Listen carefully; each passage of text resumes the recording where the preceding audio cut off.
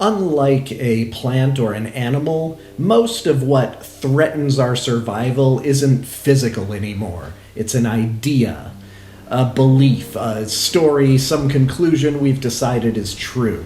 And because ideas are phantasmal and invisible, they shape entire societies without us really examining them a lot of the time. It might be worth asking every once in a while, what ideas am I running on right now? Did I choose them, or did they just move in?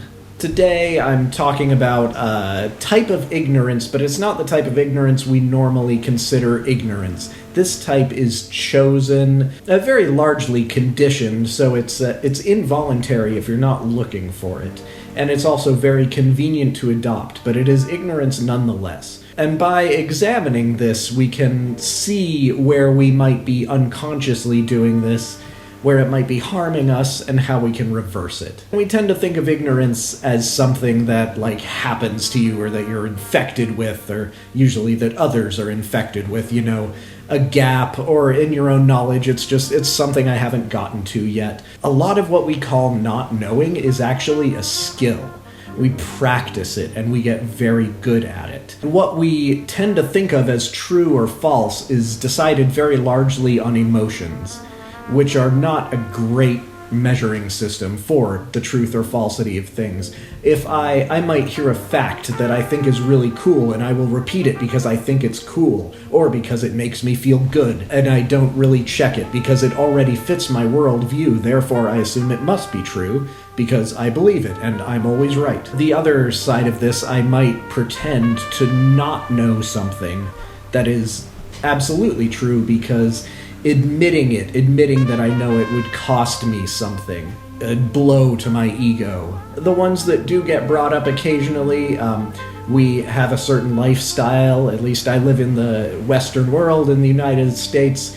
We do know that a lot of our conveniences come from pretty much slavery. Our clothing, a lot of our electronics, the prison labor that makes every single license plate, loads of military equipment, loads of office furniture. These are things that we do sort of know, but we kind of pretend not to. And then we also do this on sort of an individual level with more phantasmal things like our habits, like our vices.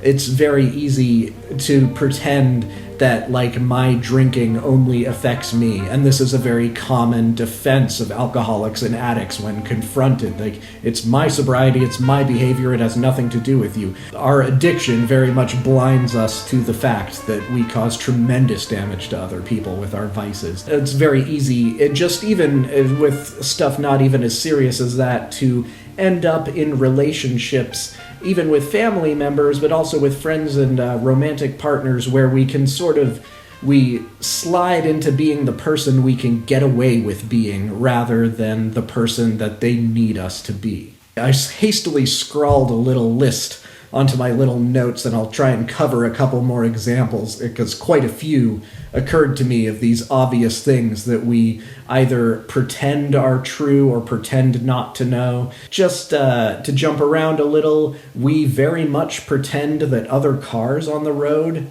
don't have people in them. The way we drive, as if every car on the road were our enemy, we don't assume that there are kids in there being loud, that someone might be taking a very sick animal to the hospital, someone might be late, that yes, maybe this person might just be immature, and you should maybe not drive so close to them because they're immature. We look at the car and we assign an agency to that car that is malicious to ourselves. And this dehumanizes pretty much the entire human population that we all depend on. We pretend that customer service people are as happy as they pretend to be. We pretend that they're not actually absolutely miserable and would rather be anywhere else doing anything else. Someone who deals with people all day, every day, is in a state of severe interaction drain. Everything is a front. Everything is an act, and we pretend not to know that. We'd be a lot more compassionate if we considered what other people that we encounter in professional contexts are going through. Jumping out to the larger society, we pretend that politicians can actually fix what they claim they are going to fix. In America, politicians make extremely grand promises, which the entire setup of our government is meant to not give people that much power. And this frustrates a lot of people because something can get very much accomplished in one area and completely undone in another. That's the system we have, but politicians running for office, they make unbelievably extravagant promises, and people follow them with evangelical fervor. And again, it kind of blows my mind that, like, people must know that this is not true. Staying in that world, we tend to pretend that the news we consume is accurate, balanced, and true, when that also is obviously not true.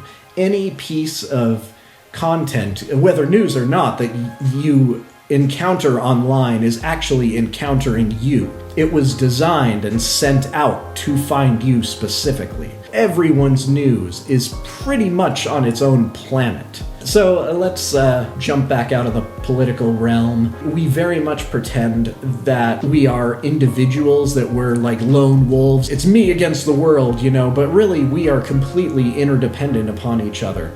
And we pretend not to know that. We pretend not to know that everyone outside is helping society function somehow, whether you're just driving to work, you're buying gas, you're going to the store, you're dropping someone off, you're like, everyone plays these tiny little parts that all help me to get things I need to live. We need each other very much. You could make a very good case by just pulling out your focus that we're not individuals at all, because we are so interdependent with each other and our identities are meaningless without other identities. This one kind of ties into everything. You go into politics, you can see the left and the right create and feed each other. This notion that we keep trying to get one side to completely win, and that can't happen because they only exist with each other. We pretend that the school system does anything remotely close to what it says it does. Our current public school system is really, the good thing about it is the socialization. Kids need to be with other kids, lots of other different kids, and that is very, very good for them. They don't really learn anything, especially now that education is so democratized. Just with the internet and YouTube, but now especially with AI and all the apps. You've got so many apps that are from broad to as specialist as you want. This idea that we have to save for this college. College is beyond unnecessary unless you are involved with the hard sciences. Biology, or chemistry, mathematics, your cosmology. College has resources to teach that. And you can learn all that without college too, but you have this community, you have people on the same path as you have laboratory equipment, trips and whatnot. Getting back to the main point, we pretend that the education system actually is an education system, whereas in reality, as a very young person, it's teaching you social skills. We also definitely ignore how replaceable we are in our jobs at the very least. There's been so many times in jobs where I just have thought like, oh, these corporate people, and you fancy telling them off, and they would probably just be like, well, this guy's rude, let's fire him and replace him, and they'd forget you ever existed. When our relationships end and we see our partner move on, or we move on, and this is especially true when someone close to you dies, you're a relative, a friend, or something, you see quite quickly how people move on as if that person never existed. We ignore the fact that death is the great equalizer, that absolutely everything will go back to zero, from the blade of grass, to the cat, to the flea, to you, to the blue whale, to some dictator, to a whole cult of people, to everything. What actually matters, and this is what I was alluding to in the beginning, by knowing that we're choosing selectively what we know and what we don't, we can be more autonomous about it.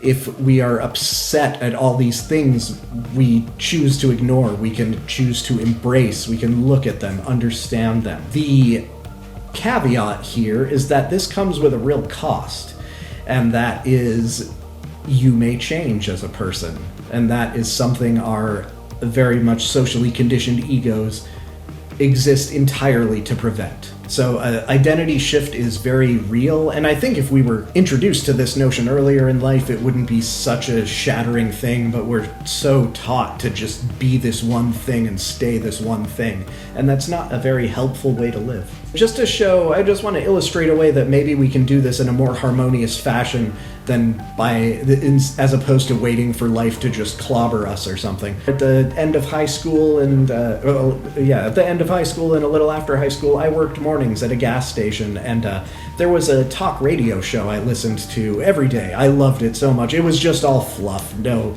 news, no nothing. It was just silly. But once it ended, that was it, because this was the late 90s and early 2000s. There weren't smartphones or podcasts or anything. So later on, I wondered, is there anything else actually good on after this? And at first what I did was I defaulted to the stations I'd grown up listening to, that my parents listened to, that had all the same political opinions. I would listen to those for a little bit, and I got bored very quickly because I know that story. There was nothing new or interesting in it to me at all. So just on a whim, I tried the exact opposite. I found the radio stations that had the exact opposite political affiliation of me.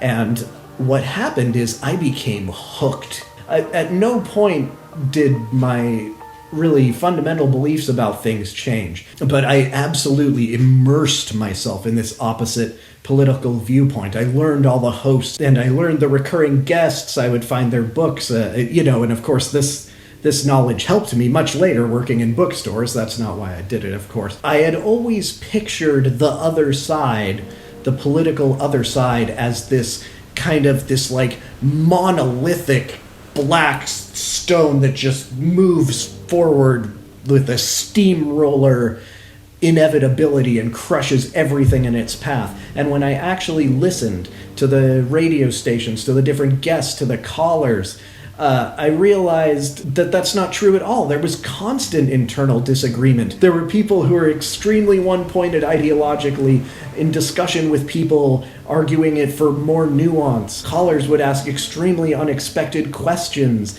and I was very surprised because nothing growing up had taught me that the other side politically was like that at all. Here's the practice, the takeaway. We can do the same thing, but we don't have to go as extreme as I did right there. Start with people's interests that has no bearing on your life, no drawing to you at all. For me, that would be like the world of golf or cars, or something I've never been into or known anything about at all. Google articles around that world or videos and try and find one that gains traction, and then read it, like something that makes no sense to you. And as you read it, ask yourself, who is this article designed to trigger? Because any article that gains traction in any field is pushing a viewpoint and discrediting another. So that's a really helpful exercise. And I say exercise, but loads of people are doing this all the time for a living. Computer algorithms are doing this to figure out, how can we get people to keep being engaged? If this article has comments, wait till you're done and you've got your picture of the person, and then read the comments and see how close you were. This can be a little disturbing if you're actually close to right, because then you sort of see what is being done to you at all times. This information was presented in this way because someone studied how to get a reaction out of someone and said, if we present it this way, we'll get this reaction. And that's what engineered that piece of content, that article, that video. Our job isn't to get angry about this. Our job is to free ourselves from it, to stop letting anyone or anything into your head and heart without your own conscious, considered consent. The sophistication of our propaganda is so outlandish that you kind of just glimpse at something and you already feel the emotional pull, right? But that's okay, because you can feel that and you cast it out, just with the caveat, I might let you back in, but I'm going to consider this first. No more just barging past the gate. So that's the practice. Find the very low stakes version of this first. Spot the architecture, then bring that same questions and practice to areas where you actually have emotions and identity on the line. I hope this was useful, and I hope it's better than the video I deleted, because there's no coming back to that one. All right, thanks.